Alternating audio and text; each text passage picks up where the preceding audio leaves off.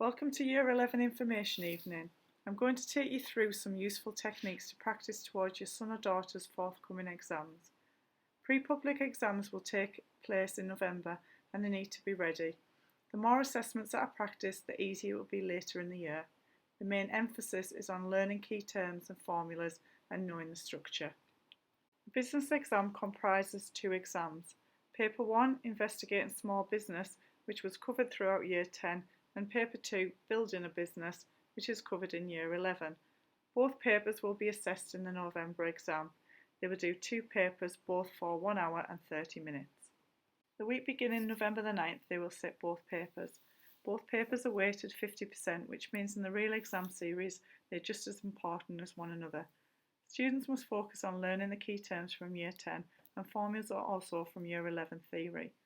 Alongside this exam structure is vital to enable students to pick up the most amount of marks.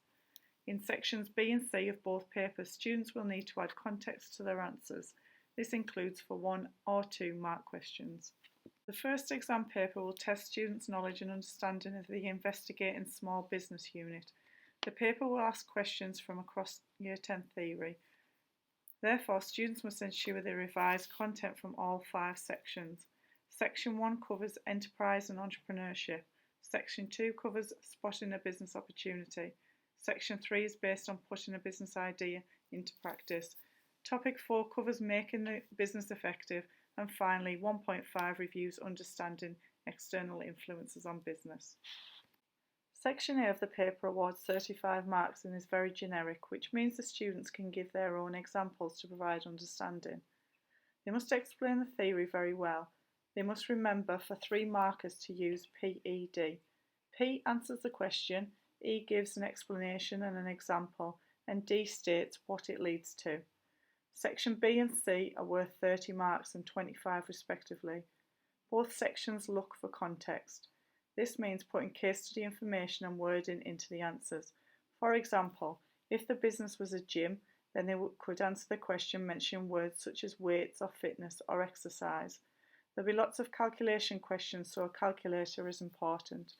I will provide students with one, but if they have their own and they are more used to that, then it would be better to bring that to the exam for use.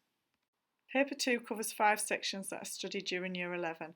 These include 2.1 Growing the Business, 2.2 Making Market Decisions, 2.3 Making Operational Decisions, 2.4 Making Financial Decisions, and finally 2.5 Making Human Resource Decisions. Students will likely remember more from Year 10 as this has been revisited again more recently, so make sure the focus is on revising in more detail Year 11 theory and practicing key terms and formulas from more recent work we have covered. Students will again, similar to Paper 1, cover 3 sections that are split in terms of marks. Section A is 35 marks, B 30 marks and C 25 marks. Again, there will be context marks awarded in sections B and C.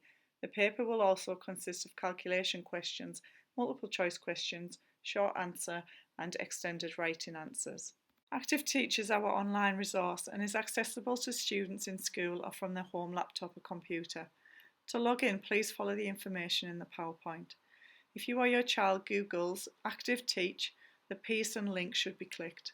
Then log in with the username businesstcc03, which are all lowercase, then password 03 for the password, again all lowercase. I will now take you through some useful tips to revision. It is important that your child revises well. The focus I would suggest is on key terms and formulas because if they understand the key terms, this will ensure they'll have a good understanding of answering the question given and therefore will pick up marks. Structure is also just as important and we will continue to practice this in class time. It is important they are comfortable with their equipment, therefore their own calculators would be useful.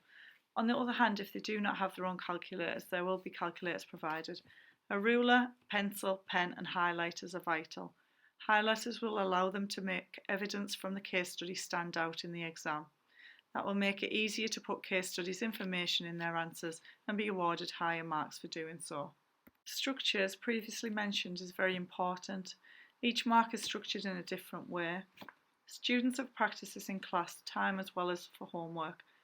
3-mark answers are warranted by a PED structure, which means answering the question for the P, explaining and giving an example for the E, and stating what that would lead to for the development. The 6-mark discuss structure is 1 point with 5 strands of explanation, whereas the 6-mark analysis structure is times 2 PED paragraphs. Mark questions are 1 advantage and 1 disadvantage, containing case evidence and also a conclusion with it depends contained in it.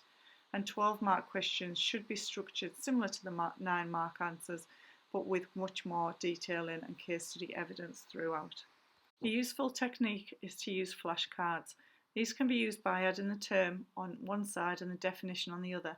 This way means that the student can be tested either by a friend or parent or even independently, as they cannot see the definition if it's on the opposite side of the key term. Blank flashcards are available from school, or they could use just some old notepaper if they have some at home. By adding colour makes it even more effective to them remembering the meanings. Practicing exam answers is vital. We practice in class, but it's beneficial to continually practice in spare time. Practicing after school or at home means that students realise the time is important and they can ensure that they get answers completed in a given time.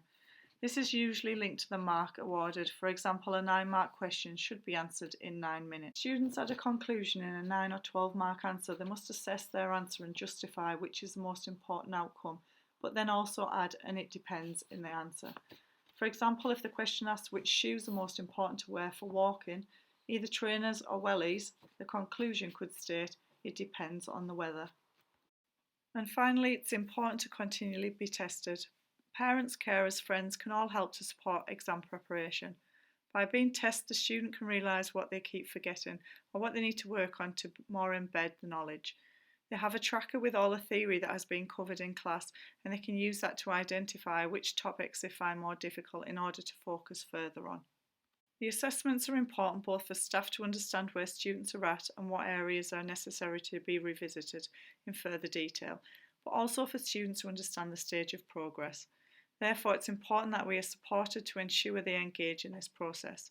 If they require anything at all to support the preparation for forthcoming exams, please just contact me on harrington.f@trinity.npcat.org.uk. And can I just thank you for taking the time to support your son and daughter at this time.